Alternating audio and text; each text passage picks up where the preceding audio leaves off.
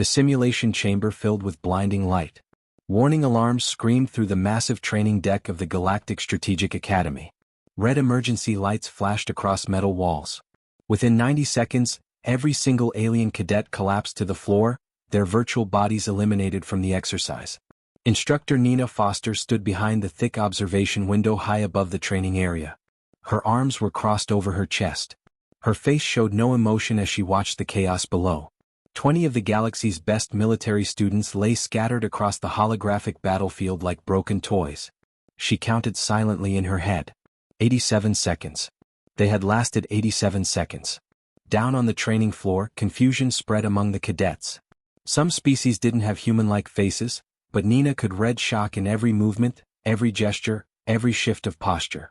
A Krellian cadet named Thrace stood on 4 legs, his insect-like body trembling. All 4 of his eyes blinked in different patterns, a sign of deep distress in his species. Beside him, an Etherian called Celera flickered with unstable light. Her energy-based body normally glowed with steady blue radiance. Now she pulsed with orange and red, colors that meant anger and confusion among her people. The massive form of Morak, a Thurian built like a walking fortress, remained perfectly still. His thick armored hide showed scorch marks from simulated plasma weapons. He stared at his own hands as if they had betrayed him. Nina pressed the communication button. Her voice echoed through the chamber below. Everyone to the briefing area. Now. She walked down the long metal stairs from the observation deck. Her boots made sharp clicking sounds that echoed in the suddenly quiet space. The cadets gathered in a loose circle, waiting. Nina was shorter than almost every species present. By galactic standards, humans were small, weak, and unremarkable. The Academy had hired exactly 3 humans in its 400-year history. Nina intended to make sure they remembered her. She stopped in front of the group and said one word. Dead. Nobody spoke. Several cadets shifted their weight. One made a sound like grinding rocks. All of you. Dead. In less than 2 minutes. Nina's voice was calm, almost casual. Anyone want to explain what happened? Thrace raised one clawed limb. Instructor Foster, the scenario was designed to be impossible. We had no intelligence about enemy positions. No support units. No supply lines. The opposing force held superior ground and firepower advantages. Nina nodded slowly. True. All true. And you walked straight into the kill zone anyway. She pulled out a small device and projected the battle replay onto the air above them. Holographic images showed the entire simulation from start to finish. The cadets watched themselves spawn into the scenario, immediately form into perfect military formations, and advance toward the objective using standard tactical procedures. The ambush came fast and brutal. Enemy fire from 3 directions. Explosions that scattered the formation. Precision shots that eliminated squad leaders first. It was over before most cadets even understood what was happening. Standard doctrine, Morak's deep voice rumbled like distant thunder. We followed correct procedure for low-intelligence combat scenarios. Establish perimeter. Identify threats. Advance with covering fire. We did everything according to regulation. Exactly, Nina said. The word hung in the air like a blade. You followed the rules. You did what you were trained to do. You were perfect soldiers by galactic standards. She paused. That's why you died. Celera's glow shifted to purple, indicating confusion. I don't understand. Doctrine exists because it works. Procedure saves lives. Nina advanced the replay, freezing it at key moments. Thrace, your species fights in massive swarms. Overwhelming numbers are your primary tactical advantage. So what did you do the second you entered the scenario? Thrace's mandibles clicked nervously. I attempted to locate other Krellian units for coordination. Right. Because that's what Krellians always do. It's in your nature. It's in your training. It's predictable. Nina pointed to another frozen image. Celera, Etherians value honor and direct confrontation above all else. Your people announce yourselves before battle. You offer enemies chances to surrender. What did you do? Celera dimmed further. I broadcast our presence on all frequencies and demanded their surrender. Predictable. Nina turned to Morak. Thurians are the galaxy's best defensive fighters. Your armored hide can stop most weapons. You're trained to hold ground and outlast enemies. So naturally the first thing you did was begin fortifying our position, Morak finished quietly. Predictable. Nina let the word sink in. Every single one of you did exactly what your species always does. The enemy knew your doctrine, knew your training, knew your culture. They studied you. They understood you. They gave you exactly the scenario they knew you'd react to in exactly the way you'd been trained. Then they killed you for it. She walked slowly around the circle of cadets. Human military history spans thousands of years. We spent most of that time fighting each other. Humans against humans. Same species, same biology, same basic tactics. We got very, very good at killing our own kind. And do you know what we learned? Nobody answered. We learned that the army who follows the rules loses. The commander who does what's expected dies. The soldier who fights with honor gets a nice funeral. Nina's voice grew harder. We learned to lie. To cheat. To pretend weakness when we're strong and strength when we're weak. We learned to make enemies think they know our plans, then do something completely different. She pulled up images from human history. Ancient battles where small forces defeated large armies through trickery. Naval engagements won by false retreats. Sieges broken by unexpected attacks from impossible directions. Your species developed honor codes and military doctrine because they worked for you. Krellians evolved in hives where coordination meant survival. Etherians evolved as energy beings where direct confrontation was unavoidable. Thurians evolved on a death world where holding position meant staying alive. Nina looked at each cadet in turn. Humans evolved on a planet full of predators, including other humans. We learned that survival trumps honor every single time. She reset the simulation. The holographic battlefield vanished, replaced by starting positions. We're running it again. Right now. Same scenario, same enemy, same terrible odds. But this time I want you to forget everything you know. Forget doctrine. Forget proper procedure. Forget honor. Forget what your species always does. Nina's eyes were hard. Survive. I don't care how.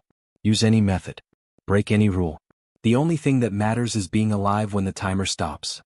Morak shifted his massive weight. But without doctrine, how do we coordinate? How do we know what our squad mates will do? Talk to each other. Plan.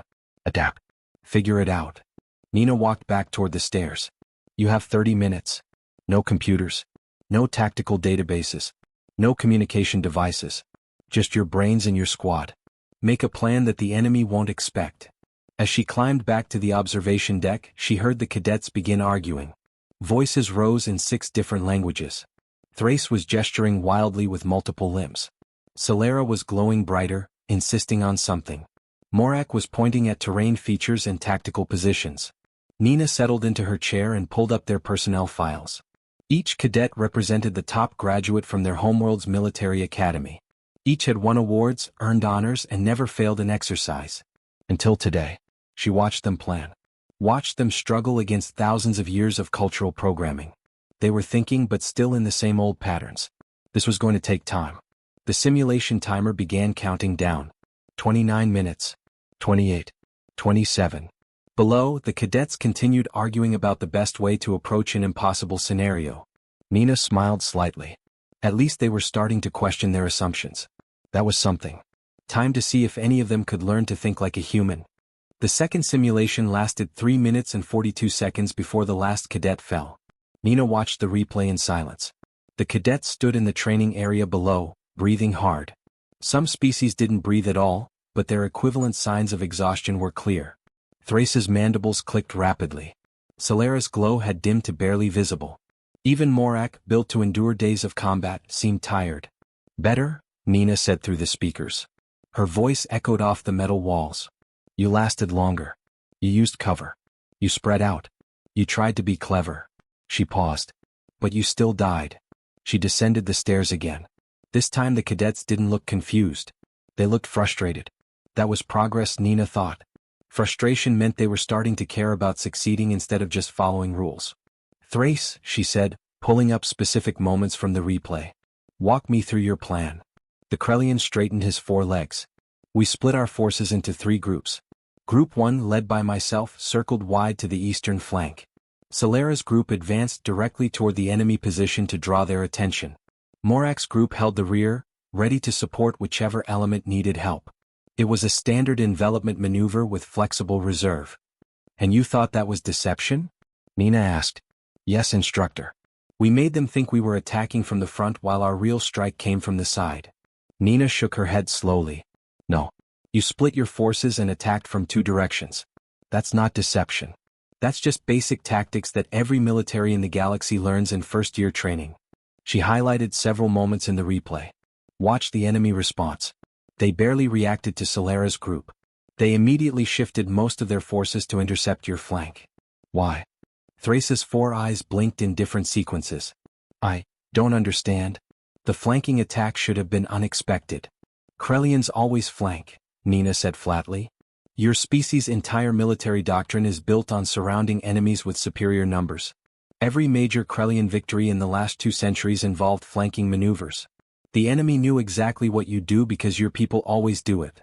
She turned to Solera. And you? You were supposed to be the distraction, right? Draw enemy fire while Thrace moved into position? The Etherian's glow flickered uncertainly. Yes, instructor. I made myself as visible as possible. I broadcast on all frequencies. I even increased my luminosity to maximum levels. Which is exactly what Etherians do when trying to distract enemies, Nina said. Your people have been using the same distraction tactics for 300 years. Bright lights, loud noises, dramatic gestures. Every military academy in the galaxy teaches cadets to ignore obvious Etherian distractions and focus on real threats. She pointed at the replay. See? The enemy barely wasted any ammunition on you. They recognized the pattern immediately. Solera dimmed to almost nothing. Among Etherians that meant shame. Nina moved to Morak. And you held the reserve position. Ready to reinforce either attack. Textbook Thurian doctrine. Your people always keep a strong defensive reserve because you can hold ground better than anyone. So the enemy knew that wherever you were, that's where their real threat wasn't. They safely ignored your entire section of the battlefield. The massive Thurian was silent for a long moment. When he finally spoke, his voice was quieter than usual. Then what should we have done? Nina smiled. Not a friendly smile. A teacher's smile when students finally ask the right question. Let me show you what deception actually looks like. She pulled up historical human battles from Earth's ancient past. The first image showed 2 armies facing each other across an open field. Battle of Cannae. Year 216 before Common Era on Earth. The Carthaginian general Hannibal faced a Roman army twice his size. The Romans expected him to try to break through their lines or retreat. Instead, Hannibal did something strange. He made his center weak and his flanks strong. Then he ordered his weak center to slowly retreat. The holographic display showed the battle unfold. The Roman army saw the center retreating and thought they were winning. They pushed forward eagerly, trying to break the enemy completely. But as they advanced, the strong Carthaginian flanks curved inward, surrounding the Romans on 3 sides. The Romans thought they understood what was happening. They thought the enemy was running away. That's what Hannibal wanted them to think. By the time they realized the truth, they were trapped. 50,000 Romans died that day. Thrace leaned closer to the display. He made them believe his weakness was real when it was actually a trap. Exactly, Nina said. Real deception isn't just doing something unexpected. It's making enemies believe they understand your plan when they don't. It's showing them exactly what they expect to see so they don't look for what you're actually doing. She pulled up another battle. Human forces defending a fortress. Enemy army approaches expecting a siege. But look, the defenders suddenly open the gates and charge out in what looks like a desperate attack. Suicide, right? That's what the enemy thought. They prepared to crush the charge and enter through the open gates. Except the charge was fake. The real human force had already exited through secret tunnels and was approaching from behind while the enemy focused on the obvious threat in front. Solera's glow brightened with sudden understanding. They created a false reality. Made the enemy see what they wanted them to see. Now you're getting it, Nina said. Your problem is that your cultures value honesty. Krellians fight with straightforward coordination. Etherians announce themselves before battle. Thurians hold their ground openly. These are good values. They build trust within your societies. But they also make you predictable to enemies who don't share those values. She walked to the center of the training floor. Humans evolved differently. We spent thousands of years fighting other humans who thought exactly like us. If we fought honestly, battles were just about who had more soldiers or better weapons. So we learned to cheat. We learned that making enemies believe something false was just as valuable as 100 extra soldiers. Nina pulled up more examples. Wooden ships that pretended to retreat, drawing enemy fleets into shallow water where they'd run aground. Small forces that lit extra campfires to appear like large armies. Generals who sent false messages they knew would be intercepted, feeding enemies incorrect information about attack plans. Your species developed honor codes because they worked in your environments. Humans developed deception because it worked in ours. Neither is wrong. But you need to understand the difference between your tactics and actual deception. She reset the simulation again. Third attempt. Same scenario. But this time, I don't want you to do what your species usually does. I want you to think about what the enemy expects you to do, then do something else. Make them believe they understand your plan. Let them think they're winning. Then surprise them. Morak raised one massive arm. But instructor, how do we coordinate if we're all pretending to do things we're not actually doing? Won't we confuse each other? Good question. That's why you need to plan carefully. Everyone needs to know the real plan and the fake plan.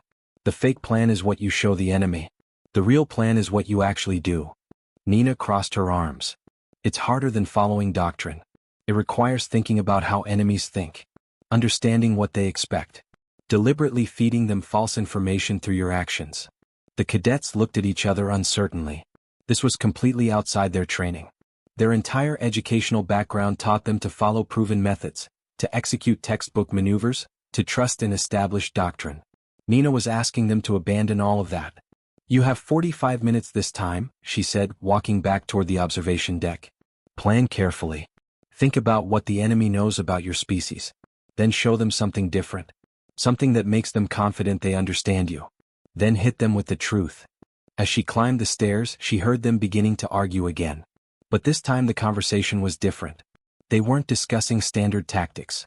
They were discussing lies. False signals. Fake movements. How to make enemies believe something that wasn't true. Nina settled into her observation chair. She pulled up their profiles again. Each cadet was brilliant. Each was trained in the finest military traditions their worlds offered. Each had perfect scores in tactical exercises. But none of them had ever been taught to lie effectively. That was about to change. The timer started counting down. 44 minutes. 43.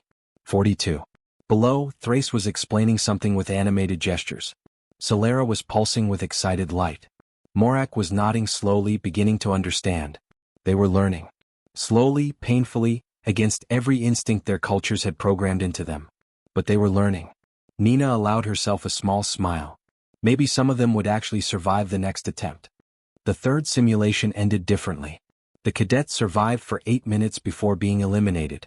More importantly, they had actually killed several enemy units before falling. Progress, Nina thought. Real progress.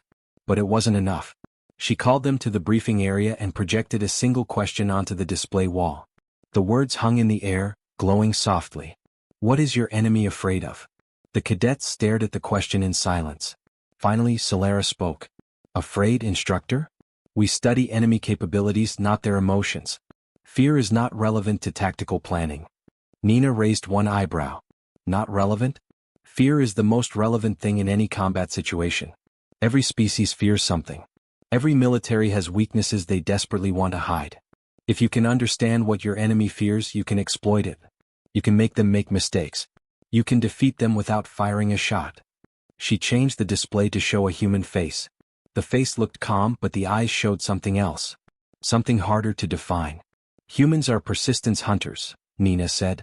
Our ancient ancestors on Earth couldn't run as fast as prey animals. We weren't as strong. We didn't have claws or fangs or venom. But we could run for hours. Days if necessary. We would chase animals until they collapsed from exhaustion. The prey ran because they feared us. Not because we were dangerous in the moment, but because we never stopped coming. The display changed to show a different scene. A human running from something larger and more dangerous. But humans were also prey. Big predators hunted us. We were small. Weak. Easy to kill if caught. So we learned to think like the things hunting us. We learned to predict where predators would wait. How they would attack. What would make them choose us as targets or ignore us? Nina looked at each cadet. We survived by thinking like both the hunter and the hunted. That's what I'm going to teach you today. Thrace's mandibles clicked nervously. I don't understand how this applies to military tactics, instructor. Then let me show you. Nina pulled up a new simulation scenario. New exercise. But this time you're not attacking. You're defending. And your enemy isn't some random force. Your enemy is your own species. The cadets shifted uncomfortably. Morak's voice rumbled with confusion. We're fighting ourselves? Exactly. Thrace, you'll defend against a Krellian attack. Solera, you'll defend against Etherians. Morak, you'll face Thurians. Each of you will command a mixed force of different species, but your attackers will be your own kind. You'll have 30 minutes to prepare defenses. Nina's expression became serious. And here's the important part. You need to think about what your species fears most. What weaknesses your people try to hide. What tactics would terrify a commander from your homeworld? She activated the simulation. Begin planning. Thrace immediately started working on his defensive layout. He placed units in strong positions, established communication networks, created overlapping fields of fire. All standard defensive doctrine. Nina watched and said nothing. After 15 minutes, Thrace seemed satisfied with his plan. Nina walked over to his station. Tell me about Krellian communication, she said. Instructor? Thrace looked confused. Our communication is our greatest strength. We use pheromone signals and neural links. Every Krellian in a battle group is connected. We share information instantly. We coordinate perfectly. It's why we're so effective when fighting in large numbers. And what happens if that communication is disrupted? Nina asked quietly. Thrace's 4 eyes blinked rapidly. That rarely happens. Our biological communication is very difficult to jam. But not impossible. Nina pulled up technical data. Pheromone signals can be masked by stronger chemical compounds. Neural links can be overloaded with false signals. What happens to a Krellian force when they suddenly can't communicate with each other? Thrace was silent for a long moment. His mandibles stopped clicking. His body became very still. We panic, he said finally, his voice barely above a whisper. Without the hive connection, individual Krellians feel isolated. Lost. Our entire tactical doctrine depends on instant coordination. If we can't communicate, we default to defensive postures and wait for the connection to restore. We become paralyzed. And how often do you train for that scenario? Nina asked. Never. It's considered too unlikely to prepare for. Nina nodded. That's your species' fear. Not death. Not defeat. Isolation. Being cut off from the hive mind. Now, knowing that fear, how would you attack a Krellian defensive position? Thrace stared at his defensive layout with new eyes. I would deploy chemical agents first. Mask all pheromone signals. Then broadcast false neural signals to confuse the neural links. The defenders would lose coordination immediately. They would stop following their battle plan and start acting defensively as individuals. Then I would attack while they were confused and isolated. And how do you defend against that? Nina pressed. Thrace's mandibles clicked rapidly. I need backup communication systems. Verbal protocols. Visual signals. Ways to coordinate that don't depend on our biological connections. I need to train my mixed species force to take command if Krellian units become compromised. He looked at Nina. I need to prepare for my species' worst nightmare. Now you're thinking like both hunter and prey, Nina said. She moved to Solera's station. The Etherian was designing a defense that emphasized open spaces and clear sight lines. Typical for her species, which could engage enemies at long range with energy attacks. Solera, what do Etherians fear? Nina asked. The Etherians' glow pulsed with uncertainty. We are energy beings, instructor. We don't fear physical threats the way solid species do. I didn't ask about physical threats. I asked what you fear. Solera dimmed slightly. I suppose, containment. Being trapped. Our people need space and freedom to move. We can't be confined in small areas for long periods without becoming unstable. And? Nina prompted. And we need to radiate energy constantly. If we're forced to suppress our glow to hide our presence, it causes us pain. Psychological strain. We're meant to be visible to announce ourselves. Being forced into darkness and silence is. Solera's glow flickered. It's torture for us. Nina pulled up a tactical scenario. So if I were attacking an Etherian position, I would use smoke, darkness, enclosed spaces. I would force you into tunnels and bunkers where you can't radiate freely. I would make you choose between being visible targets or suffering in silent darkness. Your psychological stability would collapse before I fired a single shot. Solera stared at her defensive plan. All those open spaces that felt safe suddenly looked like traps. I need to redesign everything. I need positions that offer protection without confinement. I need my units to operate in difficult terrain instead of avoiding it. I need to prepare for fighting in my species' least comfortable environment. Nina moved to Morak's station last. The huge Thurian had created a fortress. Multiple defensive layers, strong points at every key position, overlapping fields of fire. It looked impenetrable. Your people's fear? Nina asked. Morak's deep voice was thoughtful. Thurians don't fear much, instructor. Our armor protects us. Our strength makes us formidable. We can endure conditions that would kill most species. That's not what I asked. Morak was quiet for a long time. Finally he spoke. Mobility. We fear being outmaneuvered. Our armor makes us slow. Our defensive doctrine means we give up initiative. We fear fast enemies who won't stand and fight. Enemies who hit and run, who refuse to engage on our terms. We fear being made irrelevant because we can't catch opponents. Nina nodded. And if I were attacking this fortress?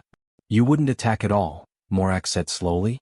You would bypass it, move around it, make it meaningless, force me to abandon my strong positions to pursue you, then attack while I'm mobile and vulnerable. Or simply ignore me and strike at what I'm supposed to protect. So how do you defend? I can't just build walls and wait. I need mobile units, fast reaction forces, ways to project power beyond my immediate position.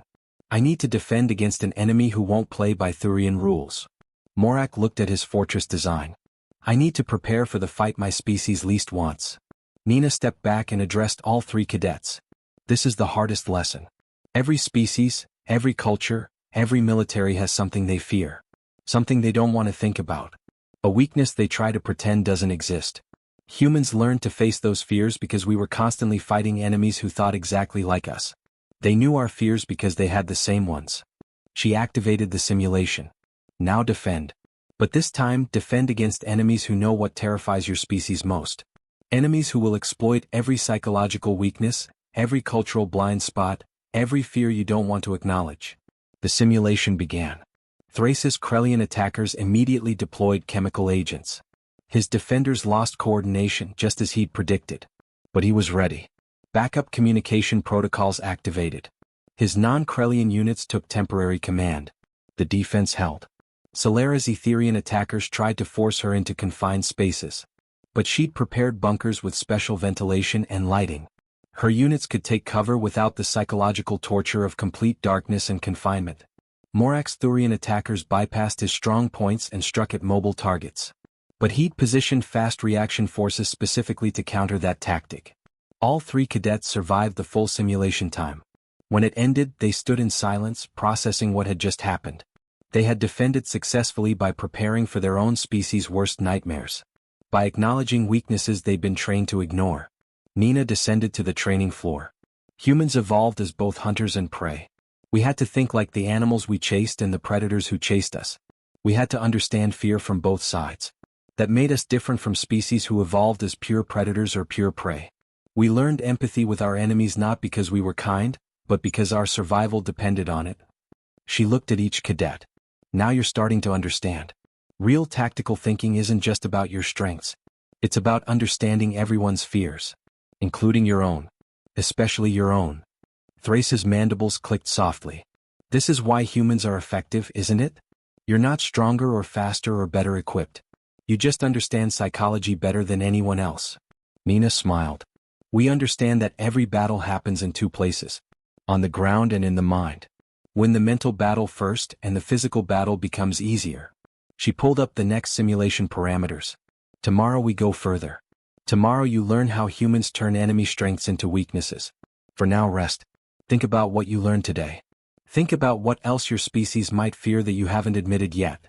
As the cadets filed out, Nina remained on the training floor. She pulled up their performance data. Each had improved dramatically once they stopped fighting like their species always fought and started thinking like their enemies would think. They were finally learning to be unpredictable. 3 months had passed since Nina's first lesson. The cadets had learned deception, studied enemy psychology, and confronted their own species' deepest fears. Now came the final test. Nina stood before the assembled class in the main briefing room. 20 cadets who had started as the galaxy's most talented military students now looked different. They questioned things. They thought before acting. They had stopped blindly following doctrine. Final examination, Nina announced. Hostage rescue. You have 12 civilians held in a fortified compound. The enemy knows you're coming. They've had time to prepare. They have better positions, more weapons, and they're willing to kill hostages if you attack directly. You have 1 hour to plan and execute a rescue. Standard rules apply. No civilian casualties allowed. Minimize military losses. She pulled up the simulation map. The compound was a nightmare of defensive positions. High walls. Limited entry points. Overlapping fields of fire. Sensors covering every approach. The hostages were held in a central building with explosives rigged at every door. Thrace studied the map carefully. Instructor, this scenario appears impossible by conventional standards. Any direct assault will result in hostage deaths. Any stealth approach will be detected by sensors. Any attempt to breach the walls will give the enemy time to execute hostages. Correct, Nina said. It's designed to be impossible using standard tactics. That's why it's your final exam. Show me what you've learned. The cadets immediately began planning. They used everything Nina had taught them. They analyzed enemy psychology. They looked for cultural weaknesses. They designed elaborate deceptions to draw defenders away from critical positions. 2 hours later, they had created a complex multi-phase operation involving feints, false communications, and coordinated strikes from unexpected directions. Nina reviewed their plan in silence. Finally, she shook her head. Fail. The word hit like a physical blow. Solera's glow dimmed with shock. But instructor, we incorporated every principle you taught us. Deception, psychological warfare, exploiting enemy fears. We even prepared for our own species' weaknesses in case the enemy tried to exploit them. You did everything I taught you, Nina agreed. And your plan is very clever. It might even work against enemies who expect clever plans. But you're still thinking too much like military officers. You're still planning like soldiers. She pulled up a new display. Let me show you what a human would do. She activated a live demonstration simulation. The same compound. The same impossible defensive positions. The same hostages rigged with explosives. Nina took control of a single unit. Not a squad. Not a coordinated force. Just one person. She walked directly toward the front gate. No stealth. No cover. No tactical approach. She just walked down the middle of the access road in plain sight of every sensor and guard position. Instructor, you'll be killed immediately, Morak rumbled. Watch, Nina said. In the simulation, enemy sensors detected her approach instantly. Alarms sounded. Guards rushed to defensive positions. Weapons aimed at the lone figure walking toward the compound. Nina's simulated avatar stopped 50 meters from the gate. She raised both hands above her head. Then she sat down on the ground, cross-legged, hands still raised, and waited. The cadets stared at the display in confusion. Enemy forces held their fire, equally confused. Minutes passed. Nina's avatar just sat there, hands up, making no threatening moves. Finally, an enemy commander's voice came over the speakers. Identify yourself. State your purpose. Nina's avatar didn't move, didn't respond. Just sat there with hands raised. More time passed. The enemy commander grew frustrated. This is your last warning. Identify yourself or we will open fire. Still nothing. Nina just sat there like a statue. Inside the compound, the simulation showed enemy forces growing increasingly uncertain. They had prepared for assaults, for stealth infiltrations, for elaborate tactical operations. They had not prepared for someone who simply sat outside their gate doing nothing. She's wasting time, one simulated guard said to another. What's the point of this? Maybe it's a distraction, another replied. Keep watching for the real attack. But no attack came. Nina just sat there. 10 minutes. 15. 20. The enemy commander finally made a decision. Send 2 guards to capture her. Keep weapons ready. This might be a trap. The gate opened slightly. 2 armed guards emerged, moving cautiously toward Nina's position. They expected her to run, to fight, to do something. Instead, she remained sitting with hands raised. The guards reached her position. One kept his weapon aimed while the other moved to restrain her. The moment his hands touched her shoulder, Nina moved. Not violently. Not dramatically. She simply stood up and fell backward, deliberately stumbling into the guard with the weapon. His gun discharged, the shot going wild. Nina grabbed the other guard's equipment belt and pulled a smoke grenade, activating it in the same motion. Thick smoke exploded around all 3 figures. The guards couldn't see. Couldn't coordinate. Nina's avatar was already moving, using their own bodies as shields, staying close enough that other guards couldn't fire without hitting their own people. Within 30 seconds, she had both guards' weapons and had dragged them into the smoke cloud. By the time the smoke cleared, Nina was wearing one guard's uniform and had the other guard's access credentials. She walked back toward the gate, supporting one of the now unconscious guards as if he were injured. The guards at the gate saw their own uniform and credentials. They opened the gate to let her bring the injured colleague inside. Once through, Nina moved quickly. She used the stolen credentials to access maintenance tunnels the enemy hadn't even considered relevant. She emerged in the building where hostages were held, approaching from a direction that had no sensors because it passed through areas considered too secure to need monitoring. The guards watching the hostages expected threats from doors and windows. They didn't expect someone to cut through the floor from maintenance tunnels below. Nina emerged behind them, neutralized them with stolen weapons, and evacuated hostages through the same tunnel route before the main enemy force even realized something was wrong. The entire rescue took 12 minutes. 0 hostage casualties. Minimal violence. Most enemy forces never even saw what happened. The simulation ended. The cadets stared in stunned silence. That was... Thrace struggled for words. That was completely ridiculous. Nothing about that approach makes tactical sense. You walked directly into obvious danger. You relied on enemy confusion instead of firepower. You used maintenance tunnels that weren't even marked on tactical maps. You improvised every single step based on enemy reactions. Exactly, Nina said. Sometimes the best tactic is one so ridiculous that nobody sees it coming. You can't plan for it because it doesn't make sense until it's happening. That's pure human improvisation. Solera's glow pulsed with confusion and something like excitement. But how do you train for that? How do you prepare soldiers to do things that make no sense? You don't train for specific actions. You train a mindset. Nina pulled up the replay showing key moments. Look at what I actually did. I created uncertainty. The enemy expected an attack, so I did nothing. That made them doubt their intelligence. Were they wrong about the threat? Was I mentally unstable? Was I a distraction? They couldn't be certain. She advanced the replay. Then I used their own security against them. They had protocols for handling captured enemies. Those protocols required guards to leave defensive positions. Their own rules created the vulnerability I exploited. Another section of replay. The smoke grenade wasn't part of a plan. I saw it on the guard's belt and adapted. The maintenance tunnels weren't on my map. I learned about them from the access credentials I stole. Every step was improvisation based on what opportunities appeared. Morak leaned forward, his massive form intent on the display. This is completely opposite to standard military doctrine. We're taught to plan carefully, minimize variables, control as many factors as possible. You're saying the best approach is to control nothing and adapt to everything. Not exactly, Nina said. You need to understand the difference between strategy and tactics. Strategy is your overall goal. That stays fixed. My strategy was simple. Get inside. Get hostages. Get out. But tactics, the actual methods, those should be fluid. Adaptable. Responsive to what actually happens instead of what you plan to happen. She pulled up historical human military operations. Human special forces are trained to plan missions carefully, then throw away those plans the moment something unexpected occurs. We practice adapting.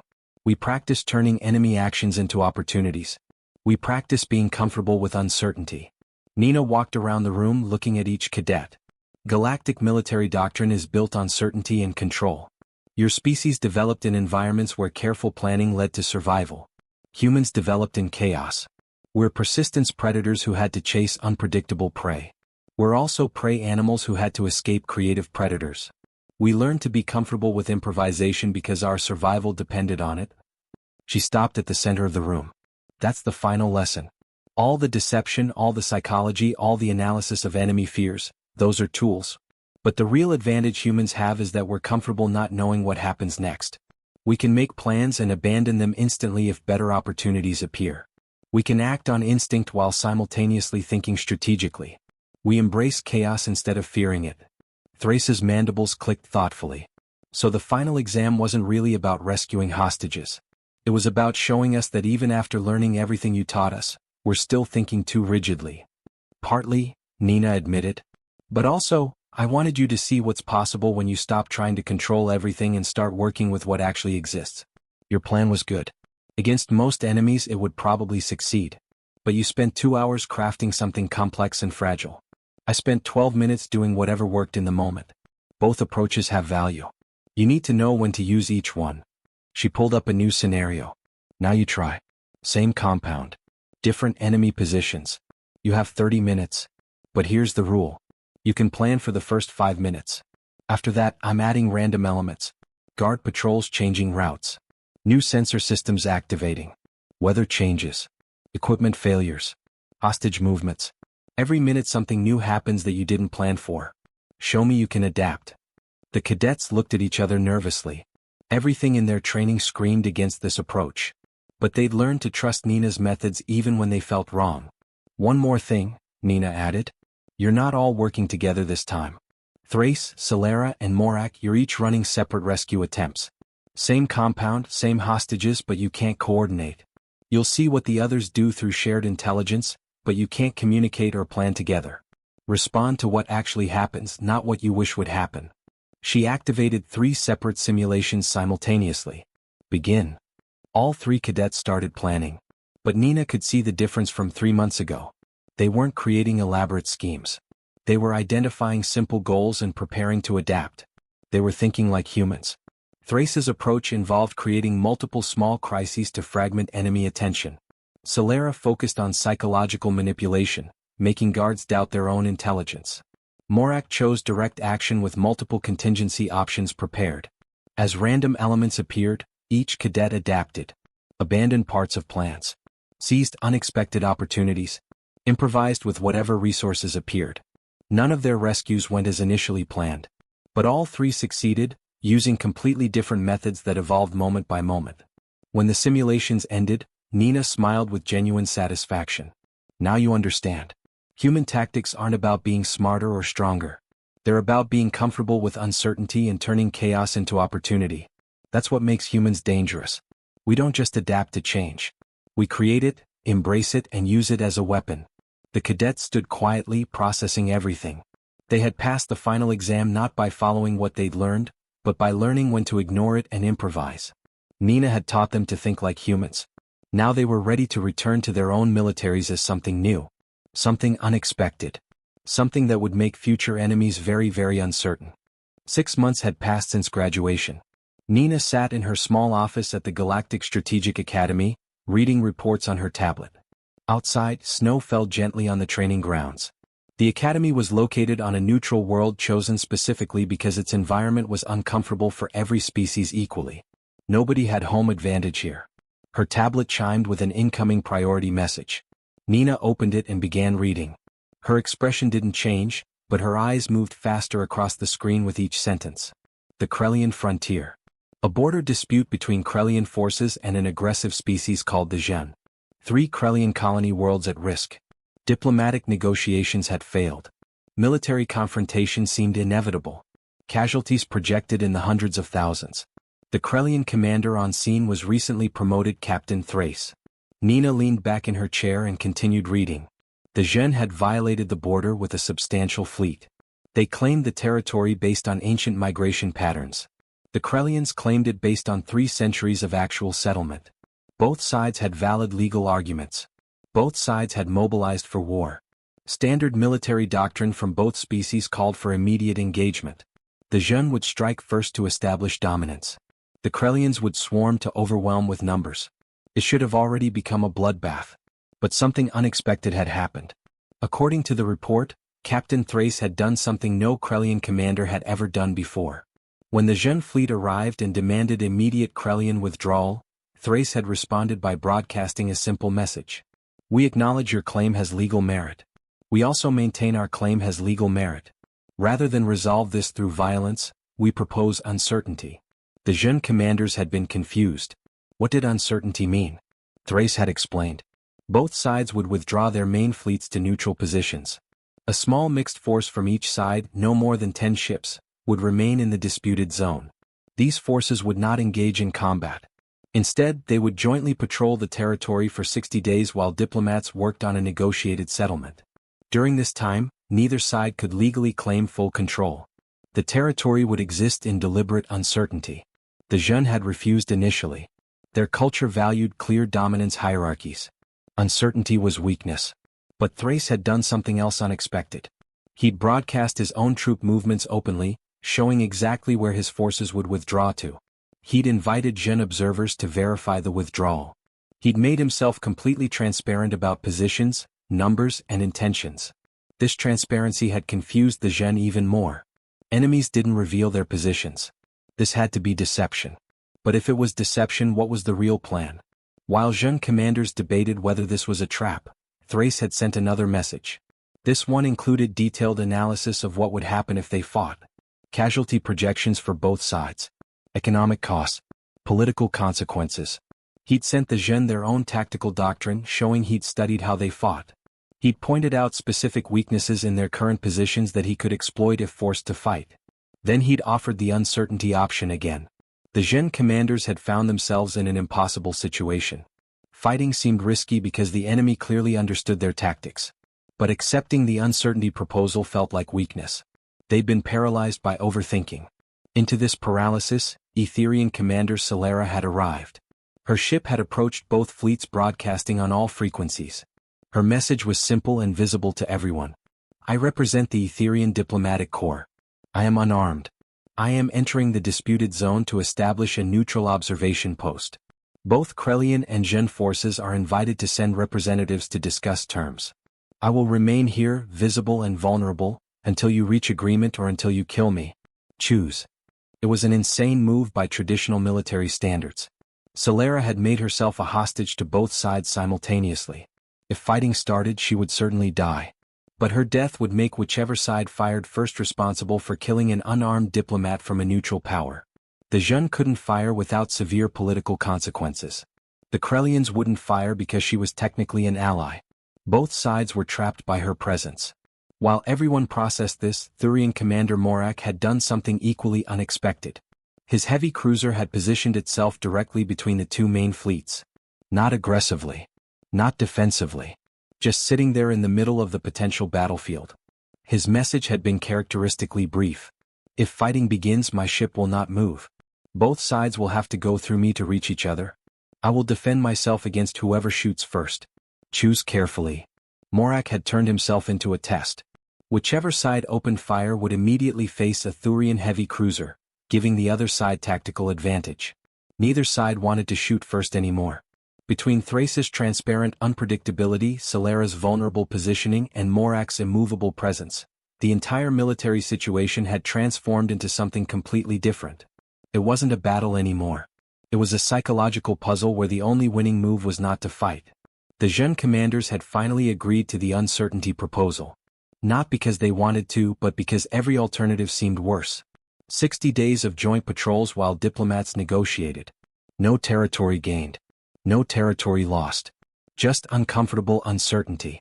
The report concluded with casualty numbers. 0 combat deaths.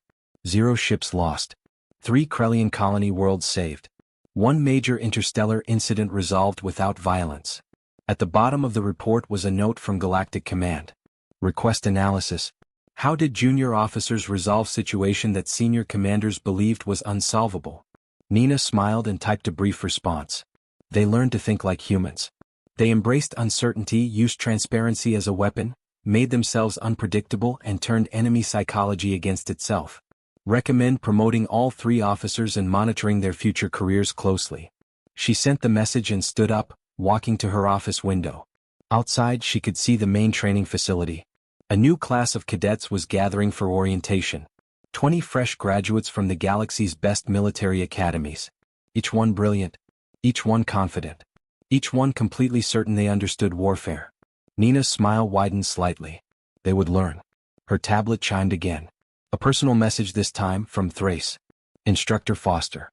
Thank you for teaching us to be comfortable with not knowing what happens next.